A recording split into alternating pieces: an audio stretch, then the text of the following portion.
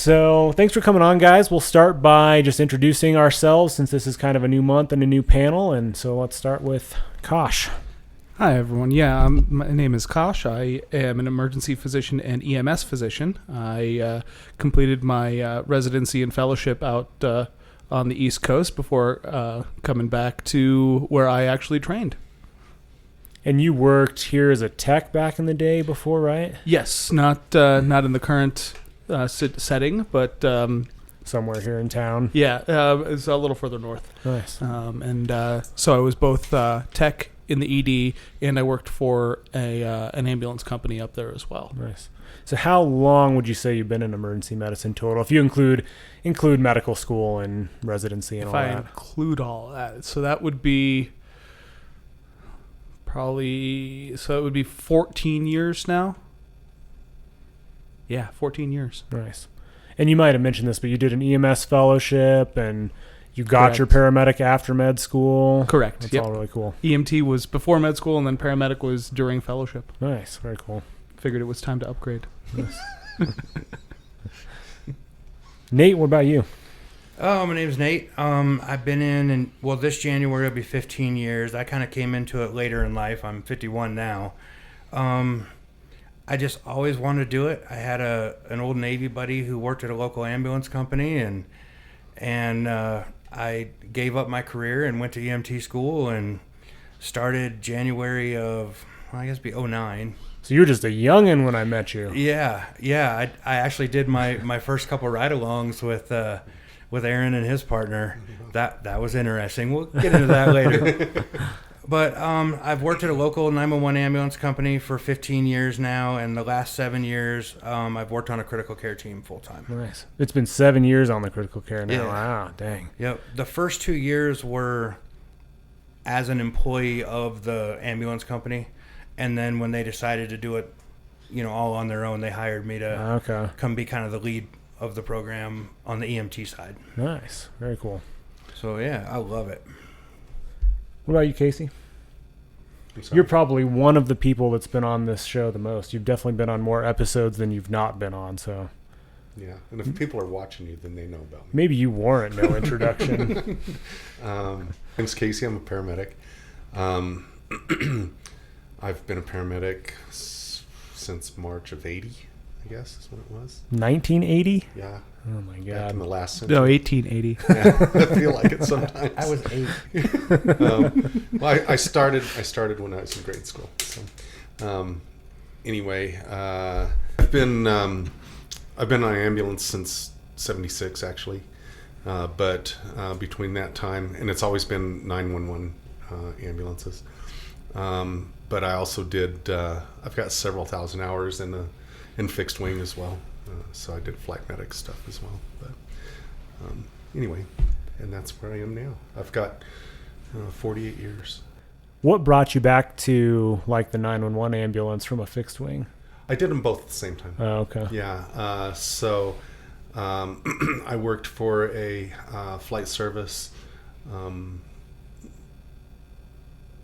in a town that's south of here, but I worked both at the same time, and because the fixed wing wasn't every day, they were busy, but they weren't that busy, and they didn't need full-time people. They needed part-time people, and we had a pretty dedicated staff of part-time folks that they could count on to fill when they called, and we would have on-call shifts for them, and they'd call and we'd go to the airport and we'd hop on an airplane and we'd go to, there's sometimes that we would go, we'd fly to like Montana and then to Utah and then to Colorado and then to Nebraska and then back to Colorado, and we'd do that all in a day. Dang. Where we would do, it was like being on an ambulance where you're running 3 or 4 calls, 5 calls. Except a late But call is Yeah. a disaster, I would imagine. Yeah, but it was It's great. like 8 hours. It was great though when he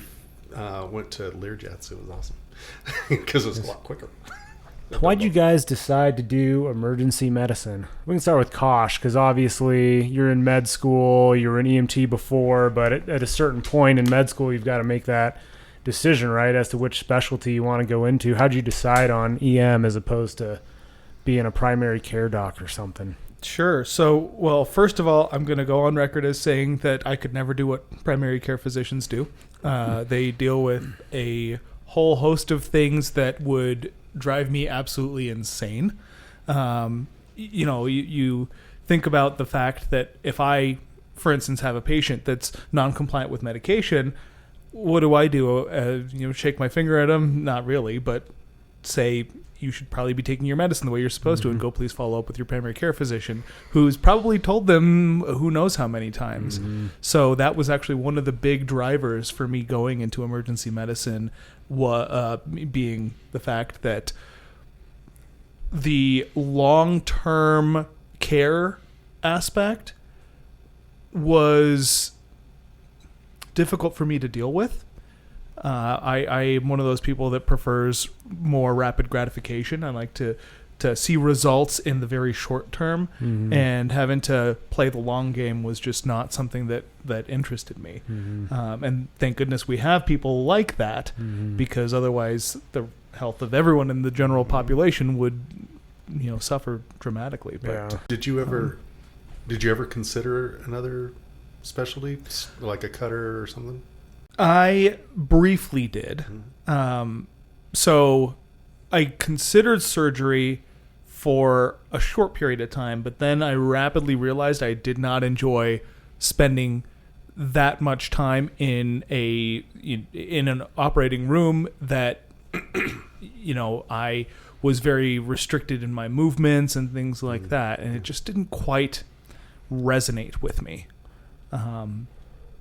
But I actually decided on emergency medicine well before going to medical school. I actually decided on doing an EMS fellowship well before going to medical school. That's cool. That was kind of the plan from the get-go. EMT had you hooked. It did. Absolutely had you hooked. Has a habit of doing that. Yeah. It does. It gets in your blood, and it's really, really tough to give it up. But yeah, my decision to go into medicine in general actually happened as an undergrad when I was working in a lab, because I knew I was going to do something in the biological / health sciences. And so, I started undergrad. I worked in a lab for a little bit, and there was some political stuff that happened. Let's just leave it at that. And I decided that the lab work was not for me.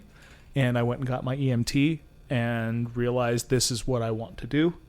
And I was very lucky to get my start by essentially helping, not necessarily begin, but help grow in the very early stages, an EMS agency at one of the local campuses, the college campuses, where I was doing my undergrad.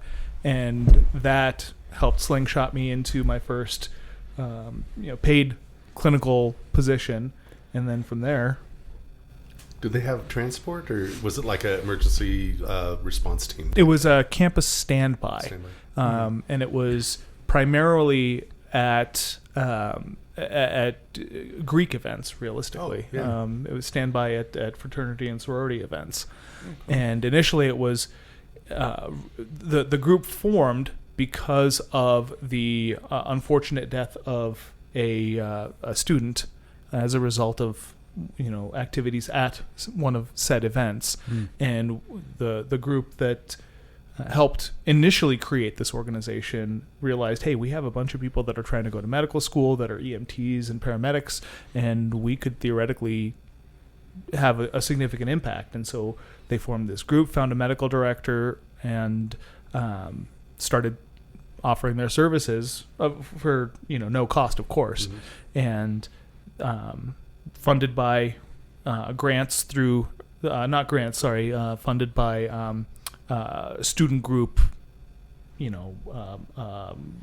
allocations and whatnot. And from there it's gotten to the point, right before I left, it got to the point where the Greek organizations would not allow events to occur until we were confirmed to be staffing them. Wow. That's awesome. So Yeah, that's actually pretty impressive to get something like that off the ground. They Yeah. must have been some very motivated students. That's pretty cool. absolutely. Yeah, especially to go out and find a medical director and stuff like that. That is no small feat and everything. That's pretty cool. So, and that physician is still to this day one of my greatest mentors. Oh, that's cool. And yeah, Nice. Yeah, to go back, I kind of decided on emergency medicine for the same types of reasons. I was an EMT and then obviously a paramedic before. And so going into PA school, I really had convinced myself like primary care is an option because PA school is very geared towards trying to fill that deficit of primary care PAs. And so that's definitely the way they try to train you. So I tried to like really in my own mind say this is an option because you kind of have to get into PA school, to succeed in PA school. They're not geared towards emergency medicine.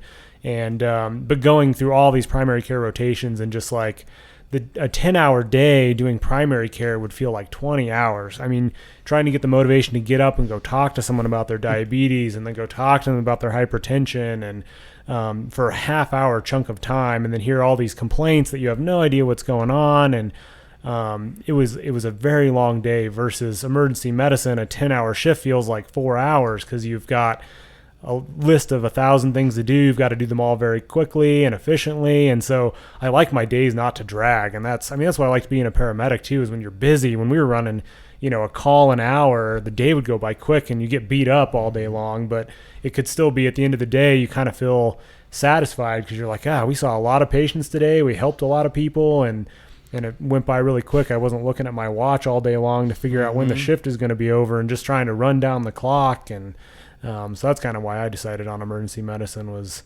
it fills the time. It doesn't make your day drag. And that speed is kind of more my pace. but like you said, it definitely doesn't. It feels like the time passes quickly, but I don't know what department you're working in, and I know that we've worked side by side before. The 10-hour day has never felt like 4 hours to me. Well, it's who you're working with. Yeah, that's true. Maybe that's the issue. Yeah. Maybe if you worked with somebody else, Maybe you'd be that's like, why it's okay, I dragging do for go, you. but Yeah, there we go. Nate, why'd you decide to get into EMS later in life? I tried it when I was young. Went to the Navy, got out, and wanted to be a fireman. And my ex-wife, her dad was a fireman here in town. So I couldn't get through the testing here. That was way back when they would only hire like one person every 4 years. So I went to Casper, Wyoming in the hopes of being a fireman. And I joined a small department up there and was terrible at it. Like, I just was not a good fireman. You couldn't get the water on the fire, or it was all the other stuff. Like fire was cool, but like all the other stuff that they had to do, I was just terrible at it. But I loved the medical part. Then, got divorced, got remarried, started having kids. I needed a career. Mm-hmm. And so I went to work, started a career, and I woke up one morning and said, I don't want to do this anymore. Sat and talked with the wife, and she's very successful, and we were doing pretty good because at the time EMT's pay was not great. And she said, if you're going to be happy, let's do it. So my buddy Scott got me into an EMT class, and I got a job at the ambulance company, and right off the bat I felt I kind of got kicked in the gut because I had this, I'm going to go work on an ambulance. Mm-hmm. No, I worked on a wheelchair van. I've been there. We've all done our time. But I didn't give up. I knew, eventually I would get there. And I love it. Absolutely love it. You meet rich people, poor people, like every walk of life, every ethnicity, everything. Like, I love dealing with all the people you meet. And occasionally you do get somebody that you make a difference to. Yeah. And I just needed my life to be able to match my dream. Mm-hmm. So I just had to get part of life out, and then I could live my dream. And it's been 15 years, and I love it. Yeah. Absolutely love it. And, the money and the scope of practice and everything has gotten so much better, especially after COVID. So you can actually kind of make a living doing it and everything now. And as an EMT, I thought about paramedic school, but I don't think that's for me. I just love being an EMT. And the scope of practice that we have here is amazing. The stuff we can do when I talk to people from other states and even other places within Colorado, they can't do half of what I can do as an EMT. And I love it. And then this critical care thing kind of fell into my lap, and I was very interested in it because it is the polar opposite of what we do on the streets. You know, everything on the streets is a sprint, and everything we do on the critical care side is a marathon. And so I would get so freaked out in the beginning of somebody's blood pressure. I'm like, oh my God, it's 160 over this, and they have a brain bleed. And my nurse and medic are going, yeah, It's supposed to do that. they need to perfuse this. I'm like, no, you want it at like 90 so they're not bleeding all over. And so it was a huge educational change I'm sure. on yeah. the critical care side, because they don't get in a hurry for most of anything. And sometimes we have to. But it's quite a difference. That's why I still like to keep both. I actually noticed that difference just going from paramedic into the ER was some of the stuff that we really panicked about on scene, about time and stuff like that. In the ER, you suddenly realize it's really not time sensitive at the end of the day. Like blood pressure of 220 over 100, if they're not having any symptoms, we're not going to panic about this and try to dump their blood pressure. Whereas on the ambulance, you're like, they're about to stroke out. And maybe that's my lack of knowledge, because maybe Casey doesn't freak out about that. But And I used paramedic Aaron certainly And did. I used to forget just to ask the patient, like, man, his heart rate is 60. Ooh, that's low. That might be his normal. Yeah. But I'm kind of going that textbook. It's got to be 80 to 100. It's got to be. Maybe this guy runs marathons. and you kind of forget about those things. And I noticed that a lot on the critical care side of things. They don't get excited about much. Like, but we'll fix it. Don't worry. We'll fix it. Don't worry. Where I get a little excited. So it's still, I'm still learning to slow down a little bit. Yeah. Part of it could be that calm in the storm too. You know, you are very calm on the surface, even if you might be freaking out on the inside too. And sometimes that's, comes with critical care, I think, a little bit too, is you are dealing with so many critical patients that you got to be the calm one. Everybody else is freaking out. And little things like we'll do an EKG in the field and I'll see something. I'm like, oh my God, that's going to be a cardiac alert. We're going to do this. And I get in and I show it to the doc and he's like, what? I'm like, no, you need the cardiologist down here. He's like, go get a snack.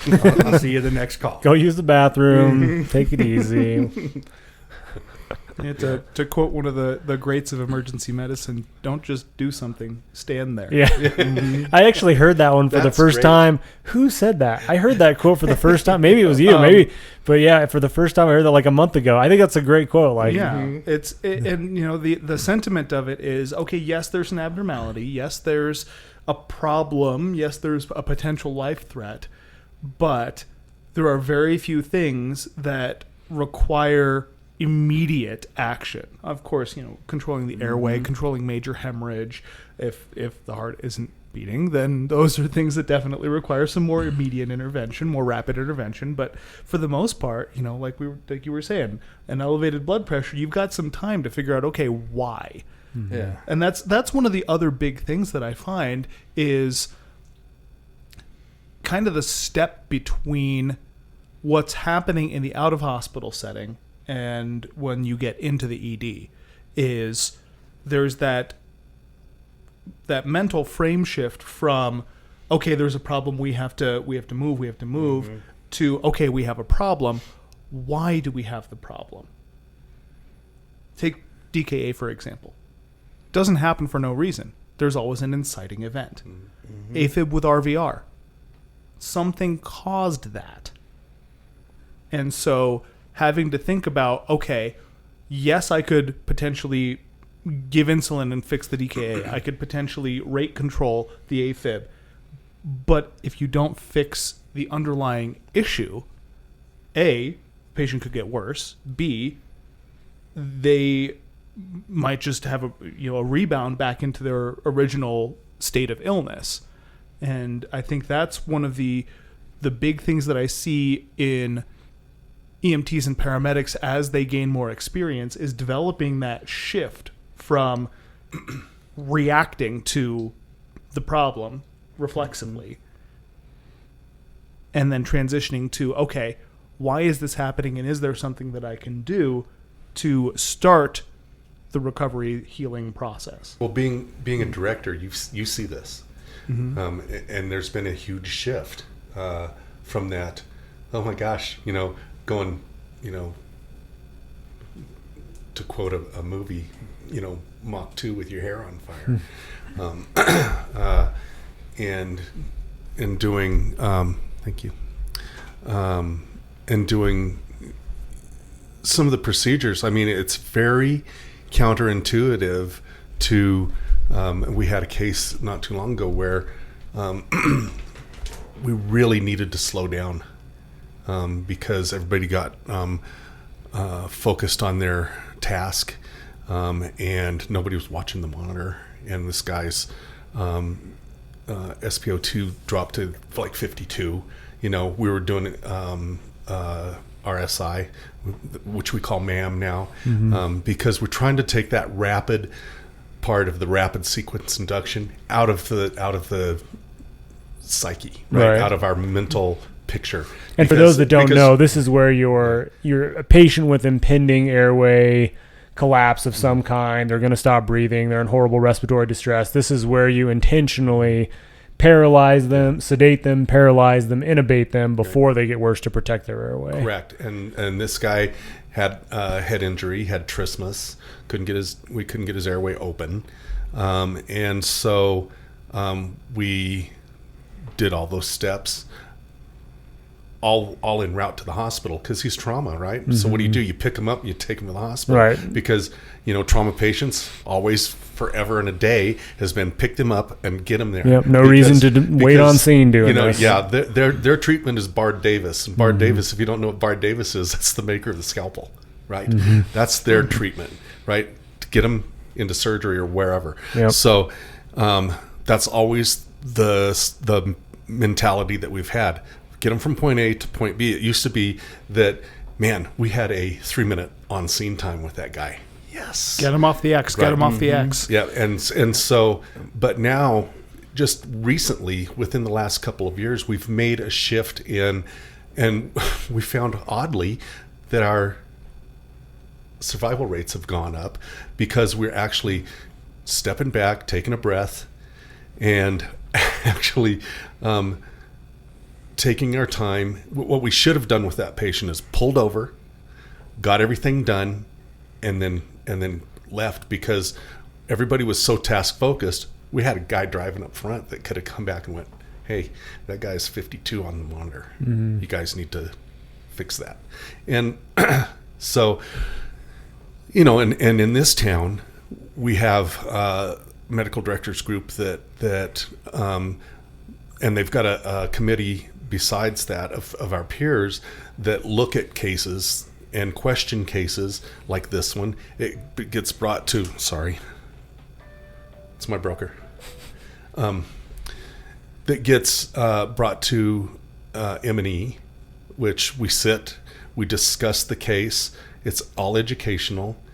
And then we determine the steps that went wrong, the steps that went right, and then we determine how to fix those things. And then we come up, and then everybody gets lessons learned, right? So the lessons that are learned are invaluable.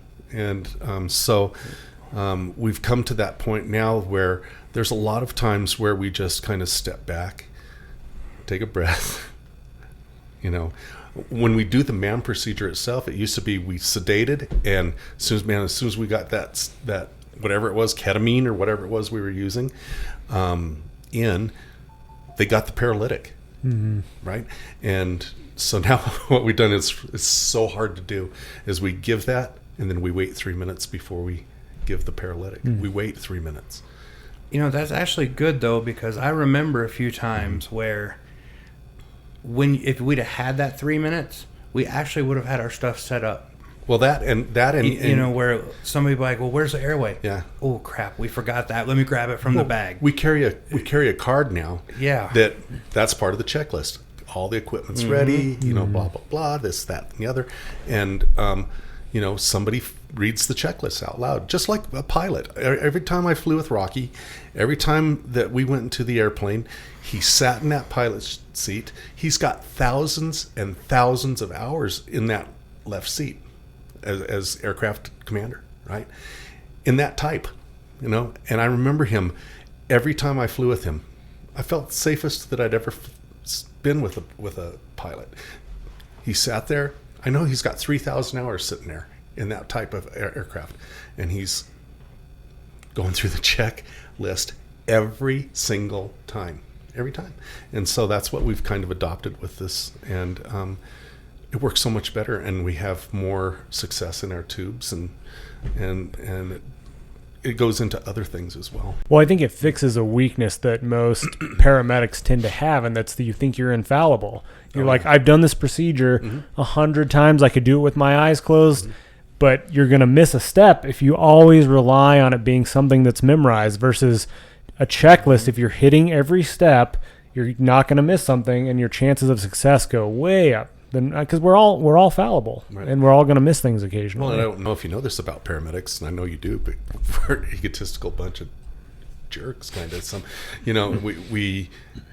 We get upset when we miss a jugular. We get upset when we don't get a first pass tube. Mm-hmm. We get up, and that's not a bad thing necessarily. It's good to want those things, but you also have to have some humility and say, yeah, I didn't get it this time. Maybe I'll get it the second time. Well, I'll say EMTs deal with ego too, and paramedics' ego. I have to, yeah, I have to mention actually because, and Nate I think commented on this, but I had a reel that went really kind of viral for a bad reason this last month.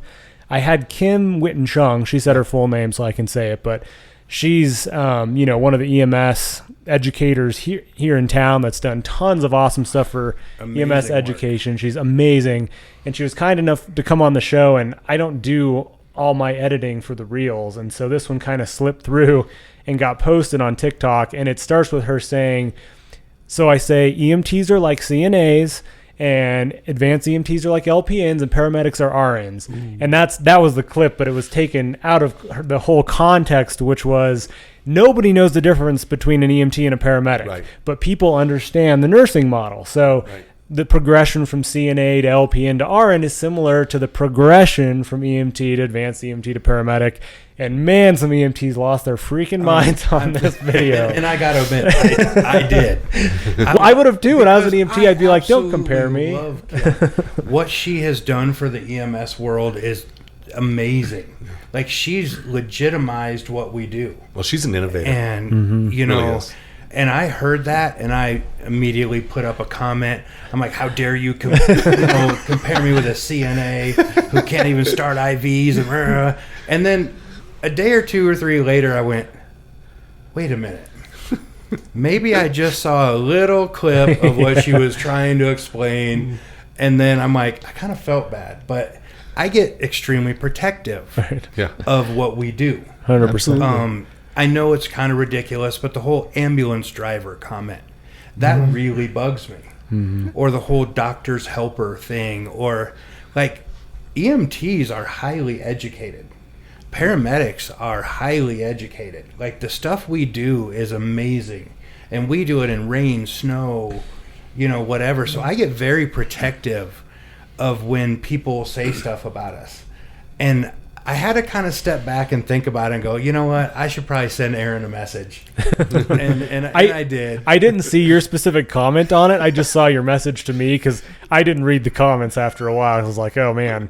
But I get it. Like, I was the same thing, especially when I was an EMT. Like, don't compare me to a CNA. That's the last thing you want to hear. But in the social media world, that's the problem with taking a very short snippet of a long form, 2-hour-long conversation, I had to right? step back and think about it and go, Kim is not going to do that. Well, I even posted the video with the whole context like a day before that, but social media people do not watch all the videos you post, and so it's. And I just got fired. Well, most people, And I'm like, she is such an amazing person.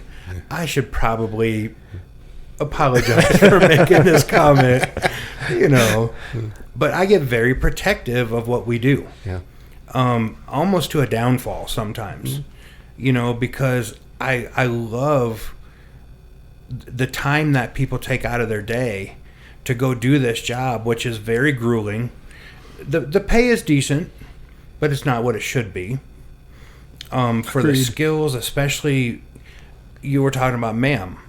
I mean, for somebody in your living room or the side of a road or a helicopter, whatever, to put a tube in your throat and breathe for you and give you the medicines that are, I mean, what we do is amazing. So I get very protective of it. When anybody tries to kind of dog on medical providers, like even ER physicians, PAs, listen, you might be 30 people deep in the ER, and that stub toe is getting mad that they haven't been seen for 3 hours. And I used to tell people, be glad you're not back there. Because the people who have come before you, they're getting tubed. They're getting their bones set back in place. They're doing CPR on them. Like, be happy you're able to sit in this waiting room for a while. Yeah. And I would even get very protective of our doctors and nurses. You know, because they are back there, no lunch, no pee breaks, no nothing. I mean, a couple of the hospitals here in town probably see 300 plus patients a day. Yeah. I mean, that 10-hour shift you work, you're probably seeing, what, 50 patients? Not quite that many, but I think there is one hospital here in town that sees damn near 300 a day. Probably just the one, but We, yeah, it's busy. you know, my buddy Eric, he was a paramedic for a long time. Went to nursing school, became a nurse, and he told me after he graduated and had been working a while as a nurse, he was working in the ICU or ICU, and he said, "I will never shit talk a nurse again." And he said, they absolutely are some of the hardest working people I've ever seen. And he goes, I'm not saying that because I am one now. He goes, but we never sit down. He goes, we never get a break. He said, we are so short-staffed. He said, it is really hard to get lunch, to go pee, to make a phone call, whatever. He goes, he said, it's just one of the,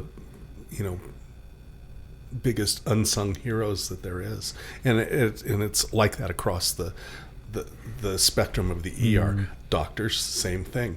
Techs, same thing. Nurses, same thing. Mid-levels, same thing. They're working their butts off, but the thing is that when you were talking about you're protective of that, and talking about having people in the ER with stub toe and stuff. Innovation has been great because now they've got intake, and they can not get rid, but they can move people out of the ER instead of moving them back into the ER. They can get rid of them, get them treated, and get them, wherever they need to go, referrals and whatever from in front of the ER, and get them out of there so that they don't have to take up a bed in a room, and a doc and a PA and a nurse practitioner. Yep. So, and that is something that is gaining a lot more traction. The physician or clinician in intake, if it happens to not be a physician, to be able to rapidly disposition a patient that may not necessarily need a lot of interventions and procedures and things like that. Someone that comes in with a cough, sore throat, something that sounds like a very simple viral illness, doesn't necessarily need to be sitting in that ER bed for several hours, not getting seen because of the other patients and that taking are, up a bed. and take. I don't know that I would use that particular term because, not to say that they don't need care, but they don't need that level of care. Yeah. That ED bed could theoretically be used for someone like we mentioned earlier who's in DKA or who's having massive hemorrhage or who's having an acute appendicitis that needs to go to any number of different things that they actually need that room, bay, curtain, whatever it's called at whatever facility it happens to be at, as opposed to the... And lack of a better way of putting it, it's kind of like an urgent care within the ER.